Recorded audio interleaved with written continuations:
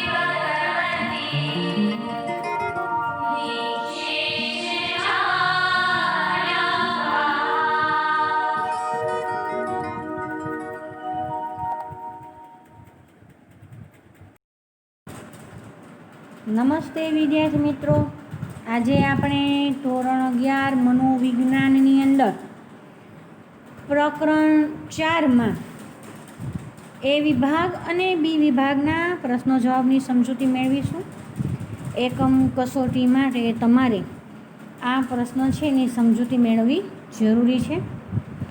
તો આમાં એ વિભાગમાં તમારે MCQ પ્રશ્નો પૂછાતા હોય છે અને બી વિભાગમાં એક વાક્યના પ્રશ્ન જવાબ પૂછાતા હોય છે.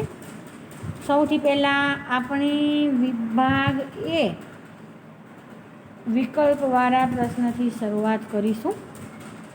એમાં સૌથી પહેલો પ્રશ્ન છે, આપણા પૂર્વજો પાસેથી મળેલા શારીરિક અને મનોવૈજ્ઞાનિક લક્ષણોનો અભ્યાસને શું કહેવામાં આવે છે?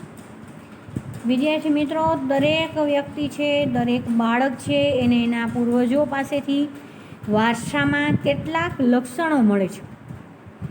હવે આ જે લક્ષણો છે એની અસર કેવી થાય છે વ્યક્તિ ઉપર? શારીરિક અને મનોવૈજ્ઞાનિક લક્ષણોનો અભ્યાસ કરનાર શાસ્ત્ર છે એ મનોવિજ્ઞાનનો જ એક વિભાગ છે, પણ એને શું કહેવામાં આવે છે? તો એને પ્રજોત્પત્તિ શાસ્ત્ર તરીકે ઓળખવામાં આવે છે. તો અહીંયા જવાબ આવશે બી, પ્રજોત્પત્તિ શાસ્ત્ર.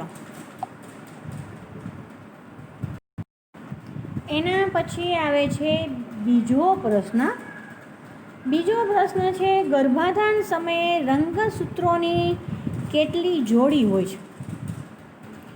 તો અહીંયા જવાબ આવશે 23.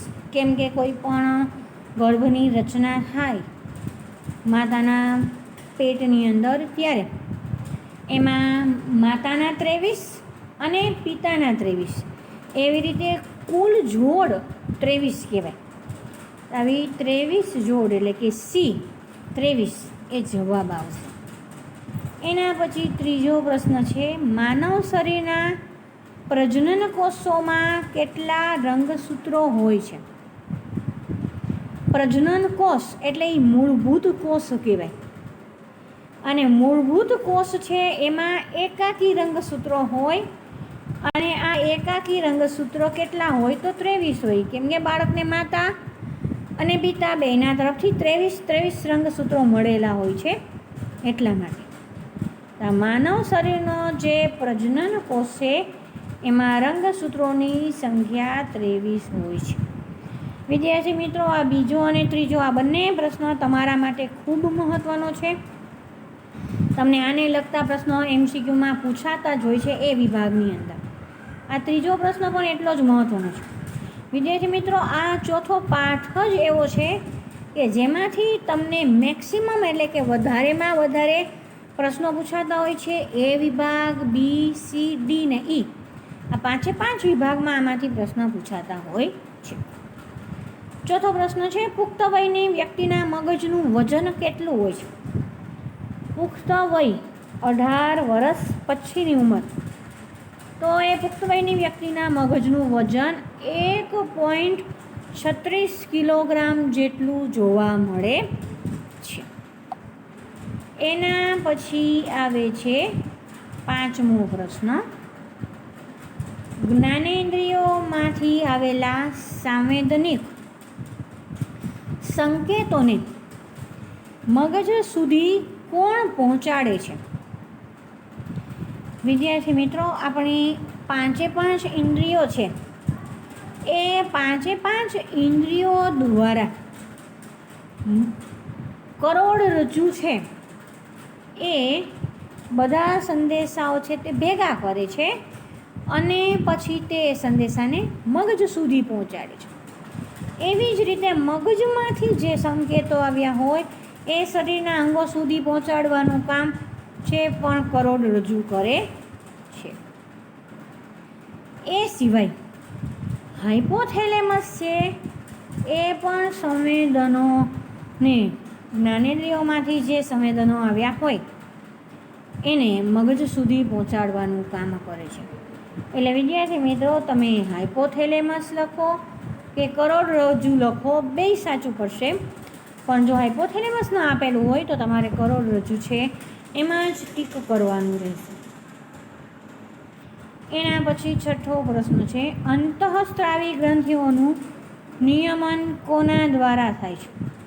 વિદ્યાર્થી મિત્રો, આપણે આ પાઠની અંદર છેલ્લો પોઈન્ટ છે અંતઃસ્ત્રાવી ગ્રંથિઓનો. એની જે આ 5 ગ્રંથિઓ આપેલી છે એ 5 ગ્રંથિઓમાંથી જે રસ્ત્રાવ ઝરે છે એ સીધા લોહીમાં ભળે છે અને એના દ્વારા આપણા શારીરિક અને માનસિક વિકાસ થાય છે અને વર્તનમાં પણ ફેરફાર થાય છે અને ઘણું બધું પ્રદાન અંતઃસ્રાવી ગ્રંથિઓનું જોવા મળે છે. તો અંતઃસ્રાવી ગ્રંથિઓ પર નિયંત્રણ કરનાર કોણ છે? તો મગજનો એક ભાગ હાઇપોથેલેમસ. એટલે અહીંયા જવાબ આવશે બી, હાઇપોથેલેમસ. એના પછી 7મો પ્રશ્ન છે, વાણી અને શ્રવણ પ્રતિક્રિયાઓનું નિયંત્રણ મગજના કયા ખંડમાં થાય છે? વિદ્યાર્થી મિત્રો, મસ્તિષ્ક ખંડો જે આપેલા છે એમાંથી આ પ્રશ્ન પૂછાનો છે. વાણી અને શ્રવણ એટલે બોલવું અને સાંભળવું, આ પ્રતિક્રિયાનું નિયંત્રણ કયા ખંડ દ્વારા થાય છે? નિમ્ન ખંડ દ્વારા. વિદ્યાર્થી મિત્રો, આપણે ટેલિફોનના ઉદાહરણ દ્વારા આપણે આ ટોપિક છે સમજ્યો. તો 8મો પ્રશ્ન છે, મગજનો કયો ભાગ સ્મૃતિમાં મહત્ત્વનો ભાગ ભજવે છે? આ પ્રશ્ન ઘણી વખત પૂછાતો હોય છે વિદ્યાર્થી મિત્રો. સ્મરણ ઉપર પણ નિયંત્રણ રાખનાર મગજનો એક ભાગ છે હાઇપોથેલેમસ છે. એના પછી આવે છે 9મો પ્રશ્ન, ભયજનક કે કટોકટીનો સામનો કરવામાં કયું તંત્ર મદદરૂપ થાય છે? વિદ્યાર્થી મિત્રો, આપણે જ્યારે મુશ્કેલીની પરિસ્થિતિમાં હોય ત્યારે વધારાની શક્તિ આપનાર કોઈ જો તંત્ર હોય ને તો એ અનુકંપી તંત્ર છે. અહીંયા તમે ક્યાંય ગોટાળે નહીં ચડતા, કેમ કે અનુકંપી અને પરાનુકંપી તંત્ર આ બે સ્વયં સંચાલિત ચેતાતંત્રના ભાગ છે. પણ અહીંયા જવાબ સ્વયં સંચાલિત ચેતાતંત્ર નહીં આવે. અહીંયા આવશે જવાબ અનુકંપી તંત્ર. પરાનુકંપી તંત્ર શું કરે છે? તો અનુકંપી તંત્ર દ્વારા જે ઉત્તેજના થઈ હોય એને માપસર એટલે કે સમતુલા સ્થાપવાનું કામ કરે છે. જ્યારે વ્યક્તિની સામે ભયની પરિસ્થિતિ ઊભી થાય ત્યારે અનુકંપી ચેતાતંત્ર છે તે સક્રિય બને છે અને એના દ્વારા અમુક અંતઃસ્રાવો ઝરે છે, એનાથી શરીરને વધારાની શક્તિ મળે છે. તો આવી રીતે ભયજનક કે કટોકટીનો સામનો કરવામાં કયું તંત્ર મદદરૂપ બને છે? અનુકંપી તંત્ર. એના પછી આવે છે 10મું, કંઠ ગ્રંથિમાંથી કયો સ્ત્રાવ ઝરે છે? આ પ્રશ્ન પણ તમને ઘણી વખત પૂછાતો હોય છે વિદ્યાર્થી મિત્રો. એવું જરૂરી નથી કે MCQમાં જ પૂછાય, એક વાક્યના પ્રશ્નમાં પણ પૂછાઈ શકે છે. કંઠ ગ્રંથિમાંથી થાઇરોક્સિન નામનો સ્ત્રાવ ઝરે છે. તો વિદ્યાર્થી મિત્રો, અહીંયા વિભાગે MCQના પ્રશ્નની સમજૂતી પૂર્ણ થાય છે. એના પછી આવે છે વિભાગ બીના પ્રશ્નો, એટલે કે એક વાક્યના પ્રશ્ન જવાબ. એક વાક્યના પ્રશ્નનો જવાબ છે તે બી વિભાગમાં પૂછાતા હોય છે. હવે એમાં આપણે સમજીએ એક પછી એક. સૌથી પહેલું છે માનવ ઉત્ક્રાંતિના સીમા સ્તંભો ક્યાં ક્યાં છે? વિદ્યાર્થી મિત્રો, મોસ્ટ આઈએમપી પ્રશ્ન. આ પહેલો અને બીજો, આ બે મોસ્ટ આઈએમપી પ્રશ્ન છે. મેં તમને પહેલાં જ કીધું હતું કે આ જે પાઠ છે એમાંથી સૌથી વધારે પ્રશ્ન પૂછાય છે. માનવ ઉત્ક્રાંતિના સીમા સ્તંભો 3 છે. કેટલા છે? 3. દ્વિપગીપણું, મગજનો વિકાસ અને ભાષાનો વિકાસ. આ 3 એના સીમા સ્તંભો છે. દ્વિપગીપણું એટલે માણસ છે તે 2 પગે ચાલે છે. મગજનો વિકાસ થયેલો જોવા મળે છે અને ભાષાનો વિકાસ, ભાષાનો ઉપયોગ પણ કરી શકે છે. બીજો પ્રશ્ન છે માનવ શરીરમાં રંગસૂત્રોની કેટલી જોડ હોય છે? વિદ્યાર્થી મિત્રો, આ પ્રશ્ન એવો છે કે જે તમને MCQમાં પણ પૂછાઈ શકે છે અને એક વાક્યના પ્રશ્નમાં પણ પૂછાઈ શકે છે ને પૂછાય જ છે. માનવ શરીરમાં રંગસૂત્રોની કુલ 23 જોડ હોય છે. સાંભળી લો વિદ્યાર્થી મિત્રો, ધારો કે આ પ્રશ્ન તમને MCQમાં પૂછાય અને એમાં 23 જોડને બદલે ખાલી 23 લખ્યું હોય અને પછી 46 લખેલું હોય, તેમાં 46માં તમારે ટીક કરવાનું રહે. 23 જોડ એટલે કુલ 46 થશે એટલા માટે. અને જો 23 જોડ લખેલું હોય તો એમાં ટીક કરવાનું થાય. ખાલી 23 લખેલું હોય તો 46માં ટીક કરવાનું થશે. આ વસ્તુ ખાસ ધ્યાનમાં રાખજો. એના પછી છે ત્રીજું, ડીએનએનું મુખ્ય કાર્ય શું છે? તો ડીએનએનું મુખ્ય કાર્ય પ્રોટીનનું રાસાયણિક ઉત્પાદન કરવાનું છે, એટલે કે પ્રોટીન બનાવવાનું કામ એ આ ડીએનએ કરે છે. એના પછી આવે છે ચોથો પ્રશ્ન, સ્વયં સંચાલિત ચેતાતંત્રના ભાગો કયા કયા છે? સ્વયં સંચાલિત ચેતાતંત્ર છે એમાં ફેફસા, હૃદય, પાચન ક્રિયાના અવયવો, મૂત્રપિંડ તેમજ અંતઃસ્રાવી ગ્રંથિઓનો સમાવેશ થાય છે. વિદ્યાર્થી મિત્રો, સ્વયં સંચાલિત ચેતાતંત્રના શેનો સમાવેશ થાય છે એવો પ્રશ્ન પૂછે ત્યારે આવશે. પણ જ્યારે એમ પૂછાય સ્વયં સંચાલિત ચેતાતંત્રના ભાગો ક્યાં ક્યાં છે, તો ભાગો 2 આવશે, અનુકંપી ચેતાતંત્ર અને પરાનુકંપી ચેતાતંત્ર. અહીંયા પ્રશ્ન અને જવાબમાં ફેરફાર થયેલો છે એટલે મારે અહીંયા તમને ચોખવટ કરવી પડે છે. ખાસ ધ્યાનમાં રાખજો વિદ્યાર્થી મિત્રો, આ પ્રશ્ન પણ તમને ઘણી વખત પૂછાતો હોય છે. સ્વયં સંચાલિત ચેતાતંત્રના ભાગ 2 છે. કેટલા ભાગ છે? 2 છે. કેટલા છે? 2. અનુકંપી અને પરાનુકંપી, આવા 2 ભાગ જોવા મળે છે. પણ જો તમને એમ પ્રશ્ન પૂછવામાં આવે કે આ સ્વયં સંચાલિત ચેતાતંત્રમાં શેનો સમાવેશ થાય છે, આવી રીતે પ્રશ્ન પૂછાય તો સ્વયં સંચાલિત ચેતાતંત્રમાં ફેફસા, હૃદય, પાચન ક્રિયાના અવયવો, મૂત્રપિંડ તેમજ અંતઃસ્રાવી ગ્રંથિઓનો સમાવેશ થાય છે. એના પછી 5મો પ્રશ્ન છે, પુખ્ત વ્યક્તિના મગજનું વજન કેટલું હોય છે? આ પ્રશ્ન પણ એવો છે કે MCQ અને એક વાક્યના બંને પ્રકારના પ્રશ્નમાં પૂછાય છે. કેટલું વજન હોય છે? તો 1.36 કિલોગ્રામ જેટલું વજન હોય છે.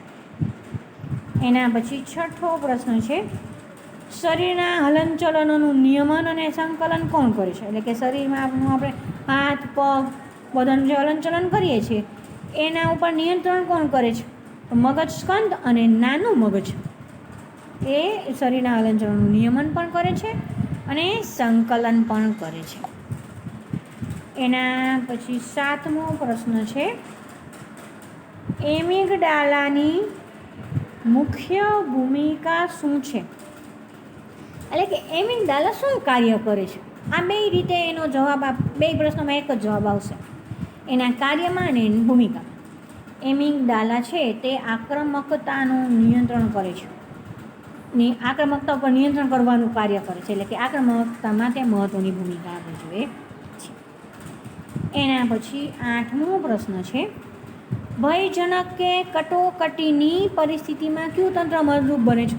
આગળ MCQમાં પણ આ પ્રશ્ન આવી ગયો. હવે ભયજનક કે કટોકટીની પરિસ્થિતિ હોય ત્યારે અનુકંપી ચેતાતંત્ર છે તે આપણને મદદ કરે છે, કેમ કે જ્યારે આપણે ડરનો અનુભવ કરીએ છીએ, મુશ્કેલી આપણી સામે આવે છે, તો આપણે શું કરીએ છીએ?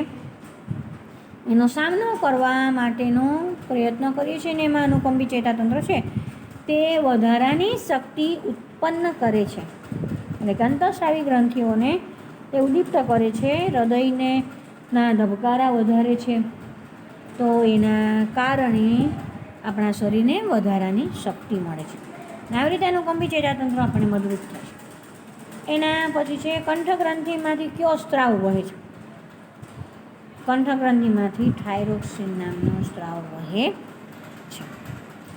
એના પછી છેલ્લો અને 10મો પ્રશ્ન, લોહીમાં શર્કરાના પ્રમાણનું નિયંત્રણ કરવા માટે કયા ઇન્જેક્શનો લેવા પડે છે? તો લોહીની અંદર શર્કરાનું પ્રમાણ છે તે એનું નિયંત્રણ થાય એટલા માટે શેના ઇન્જેક્શન લેવા પડે છે? તો ઇન્સ્યુલિનના ઇન્જેક્શનો લેવા પડે છે. વિદ્યાર્થી મિત્રો, અહીંયા A અને B વિભાગની સમજૂતી પૂરી થાય છે. જ્યાં આગળ મેં તમને ફેરફાર કીધા છે એને ધ્યાનમાં લેશો, જવાબ જે રીતે કીધો છે એને ધ્યાનમાં લેશો, ને એ પ્રમાણે એકમ કસોટી માટે તૈયારી કરશો. બધા વિદ્યાર્થીઓને બેસ્ટ ઓફ લક.